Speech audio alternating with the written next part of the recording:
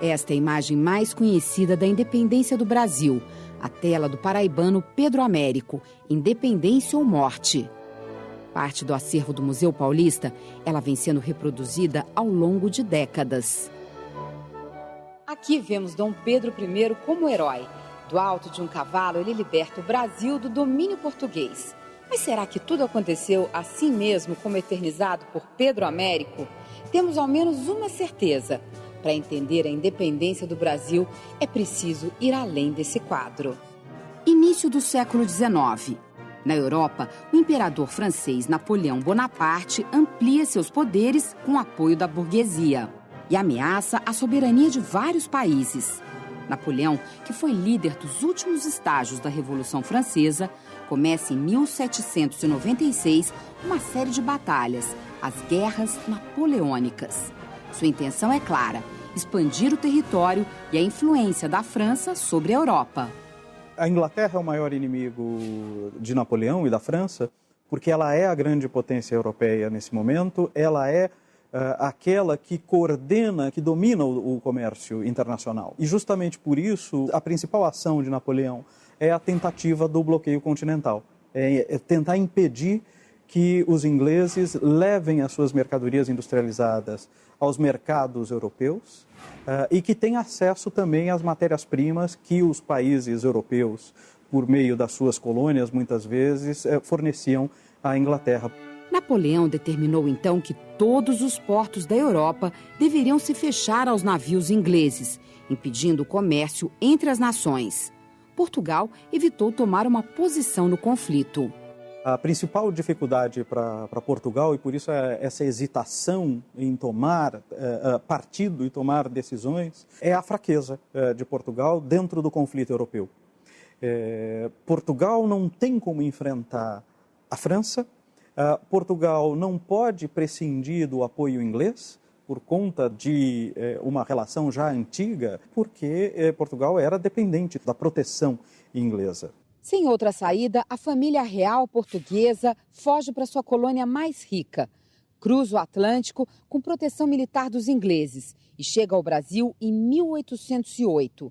Dom João, príncipe regente português, vem acompanhado de toda a corte e de 15 mil pessoas. Começa assim um novo capítulo de nossa história. Assim que chega à costa da Bahia, rumo ao Rio de Janeiro, Dom João decreta a abertura dos portos às nações amigas. Com isso, põe fim ao pacto colonial que impedia a comercialização direta dos produtos da colônia sem passar por Portugal. A abertura dos portos favorece especialmente a Inglaterra. O que precipita, em 1808, a vinda da corte, além da invasão francesa, é também o interesse da Inglaterra em abrir o mercado americano, o mercado brasileiro, aos seus produtos e ao seu comércio. A abertura dos portos também beneficiou os comerciantes locais. Um exemplo, o caso de Pernambuco, que tinha uma produção algodoeira grande, que cresce na década de 10 e que também era interessante a Pernambuco vender o seu algodão para a indústria têxtil inglesa, independentemente de impostos ou de qualquer tipo de intermediação que pudesse ser tentado pela metrópole. Quando a família real chega aqui, o Rio de Janeiro já era a capital do vice-reino do Brasil e o porto mais importante da América Portuguesa. Mas ao se tornar a sede do Império Português, a cidade passa por grandes transformações. Várias construções foram adaptadas para receber a corte.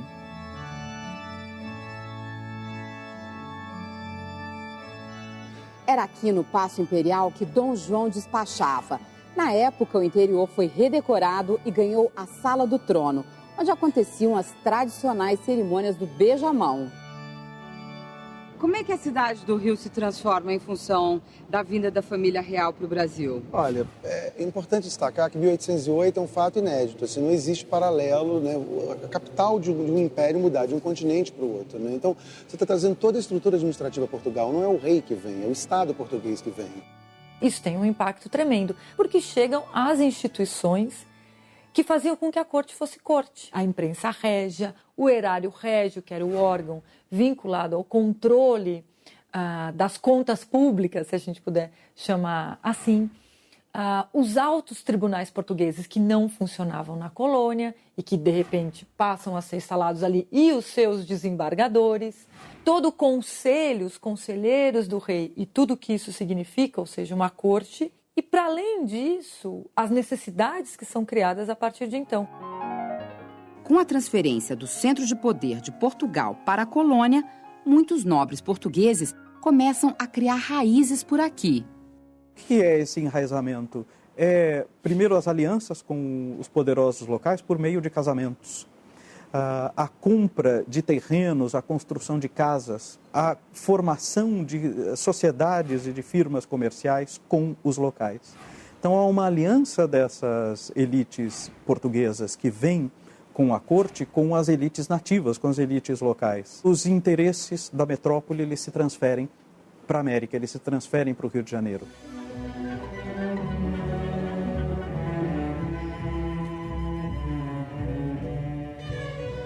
Vida na corte também significava luxo e entretenimento. Para dar conforto aos nobres portugueses, o Rio de Janeiro se abre às modas e à cultura europeia. A cidade precisa oferecer música, teatro, biblioteca, jardins.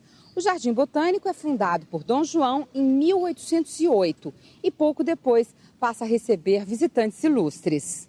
O Rio tem uma expansão enorme, né? A cidade cresce, então assim, ela cresce para a Zona Oeste, a Quinta da Boa Vista, onde vai ser a morada do imperador, em torno vão surgir belas chácaras, onde as ruas são alargadas, né? São criados muitos chafarizes que tinham uma função fundamental de abastecer as casas, né? São feitas muitas obras de saneamento, de aterramento de pântanos, como também surgem teatros, você começa a ter companhias teatrais e de música que passam a vir para o Rio de Janeiro e aqui no Rio se apresentarem, então cresce em todos os sentidos e modifica a vida das populações, né? Da cidade e também dos europeus que aqui vão estar de frente com uma outra vivência. Com a derrota de Napoleão Bonaparte em 1815, a família real tem a possibilidade de voltar a Portugal. Mas o futuro rei, Dom João VI, não apenas prolonga a permanência da corte por tempo indeterminado, como eleva o Brasil à condição de reino.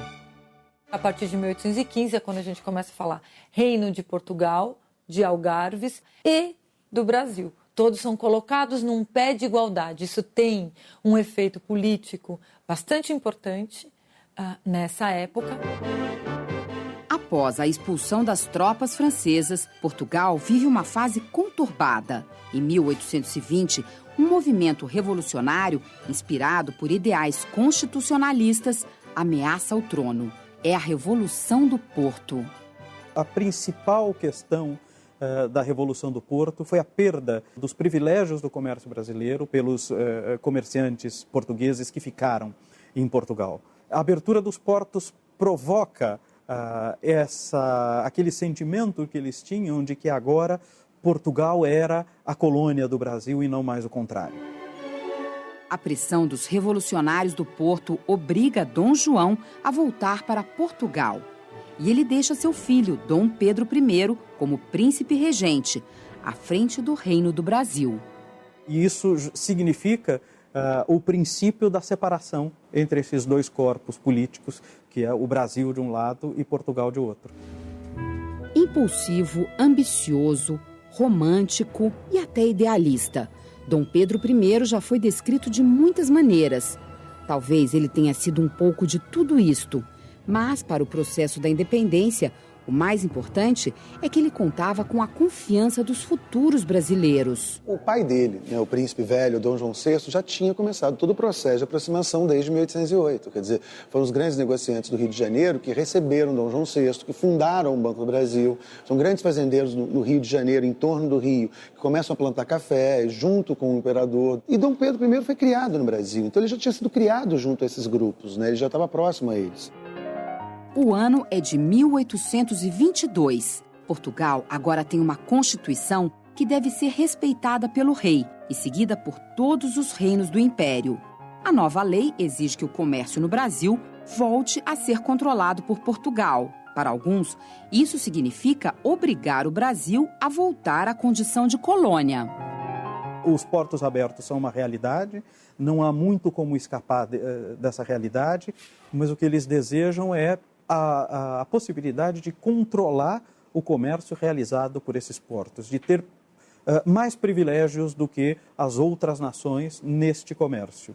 Isso vai ser entendido pelos portugueses do Brasil como recolonização, como uma tentativa de recolonização, ou eles vão usar esse argumento para justificar o rompimento. Os grupos locais não queriam deixar de ser corte, não querem perder os tribunais instalados, não querem perder poder executivo, não querem se submeter totalmente às cortes de Lisboa. Mas esse discurso de que as cortes agora recolonizariam o Brasil e que isso seria muito negativo, ele vai dar base ao projeto de independência.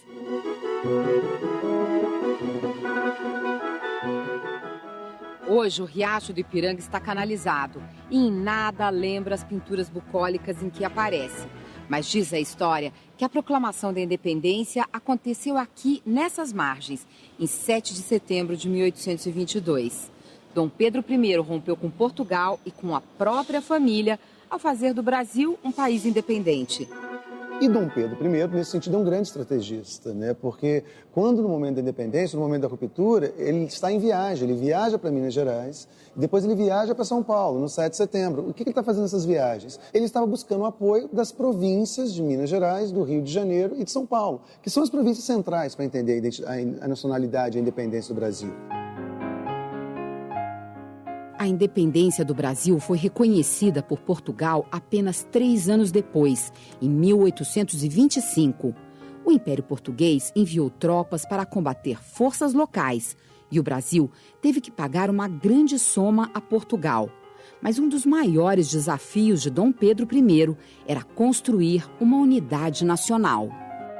Ele precisa construir esse desejo de que as províncias sejam parte do Brasil, e precisa angariar os apoios dessas elites, e uma das questões centrais para esse apoio é garantir a força de trabalho para que elas possam produzir. E essa força de trabalho, nesse momento, ela é a escrava. Já se pressupõe que o tráfico é algo destinado a acabar, mas é preciso manter o quanto for possível a escravidão. Então a independência não é um momento onde você mantém a escravidão. A independência é um momento onde você reafirma, né, e aumenta muito mais a necessidade de escravos, até porque está tendo a expansão da cultura cafeeira na região centro-sul do país, até porque em outras regiões está aumentando a produção, né, de açúcar, de fumo, de algodão. Então, para você fundar um país, era importantíssimo você ter mais e mais e mais escravos africanos. Erguer um monumento em comemoração à independência. A ideia surgiu logo depois da proclamação como forma de construir a história do novo país. Mas por falta de recursos, o Museu do Ipiranga, hoje Museu Paulista, só foi inaugurado 73 anos mais tarde.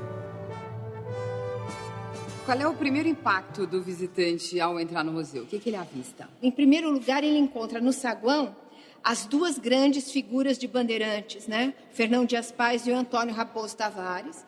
E ao subir a escadaria, ele avista a escultura de Dom Pedro, com 3 metros de altura, e numa posição muito altaneira, quer dizer, Dom Pedro está proclamando a independência, e ao redor dele, como se fosse um séquito, alguns outros bandeirantes, que ao longo do século XVII contribuíram para a expansão territorial.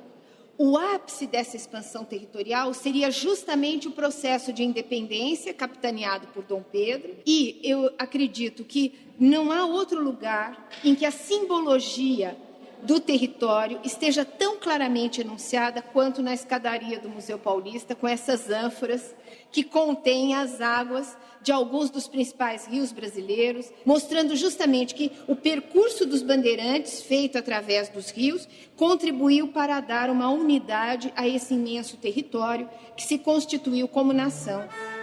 A história da independência não ficaria completa sem um retrato oficial da proclamação. Era preciso dar formas e cores ao acontecimento. A missão coube ao pintor acadêmico Pedro Américo. Ele precisava imortalizar um episódio que ninguém tinha visto. Nem mesmo membros da comitiva de Dom Pedro tinham deixado relatos detalhados do que aconteceu. Então ele usou da imaginação. Quais são os elementos que reforçam que essa obra é uma ficção? Em primeiro lugar, os cavalos. Todos são cavalos andaluzes. Dificilmente, na sociedade colonial, haveria tantos cavalos andaluzes para compor os batalhões. Geralmente eram raças que nasciam aqui no Brasil mesmo. Depois, esse uniforme, todo branco, é um uniforme que vai ser criado meses depois da proclamação da independência, quando foi organizado o batalhão dos cavaleiros do imperador, né?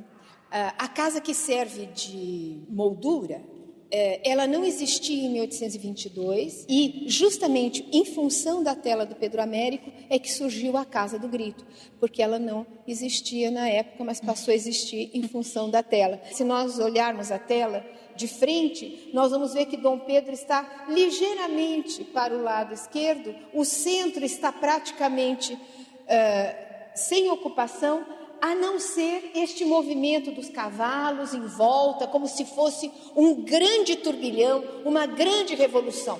Este é o significado, né? Dom Pedro no meio de uma grande revolução, proclamando a separação de Portugal, tomando as rédeas do poder e, o que é chave, a tela de Pedro Américo marca o lugar. É São Paulo que é o eixo da nação. É São Paulo que é o lugar da proclamação da independência. A tela Independência ou Morte foi concluída num momento de grande interesse para a monarquia. O regime estava em crise e precisava reafirmar seus valores. Mas logo a República seria proclamada, apesar da cena inspiradora recriada por Pedro Américo.